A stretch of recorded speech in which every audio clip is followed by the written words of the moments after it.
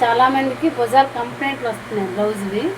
ఈ కంప్లైంట్లు వస్తే ఏం చేస్తున్నారు, ఇలా పెట్టేసి ఇలా పట్టేస్తున్నారు. ఇలా కిందకి పెట్టేసి ఇలా పట్టేస్తే ఇదేమవుతుంది, ఇక్కడికి వచ్చేసరికి ఇలాగా ఒక చిన్న స్టెప్ లాగా, చిన్న కుర్చీలాగా ఇలా పైకి వచ్చి, అంటే ఒక టోటల్గా మన మీద బుట్ట హ్యాండ్స్ పెట్టినట్లు ఇలా పైకి వచ్చేస్తుంది. ఇంకొంతమంది ఏం చేస్తున్నారు, ఇలాగ లోపలికి నొక్కేసి దీన్ని ఇలా ఇలా ఇలా ఇలా పట్టేస్తున్నారు. ఇది రాంగే. ఇప్పుడు మెయిన్ ఈ బ్లౌజు కంప్లీట్ ఎందుకు భుజాలు జారుతున్నాయి మనం చూసుకోవాలి. ఇక్కడ తిన కుట్ట బ్లౌజ్ ఏం చేసింది, ఇక్కడ కుట్టు వచ్చి ఇక్కడ వచ్చింది, తిన కుట్టడం ఏం చేసింది, ఇక్కడ కుట్టింది.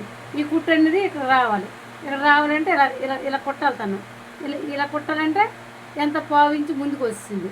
ఇది ఒక కంప్లైంట్. కనుక ఈ బ్లౌజ్ని ఇదంతా ఏం చేయాలి, టైట్ చేయాలి, భుజాలు టైట్ చేయాలి. ఏం చేయాలనుకుంటే ఎప్పుడైతే కుట్టేటప్పుడు సరిగా మనం ఎక్కడ తాక వేసామో దాన్ని చూసుకొని ఈ ఫోల్డింగ్ అనేది కరెక్ట్గా దానిపైకి వచ్చినట్టు స్టిచ్ చేసుకోవాలి.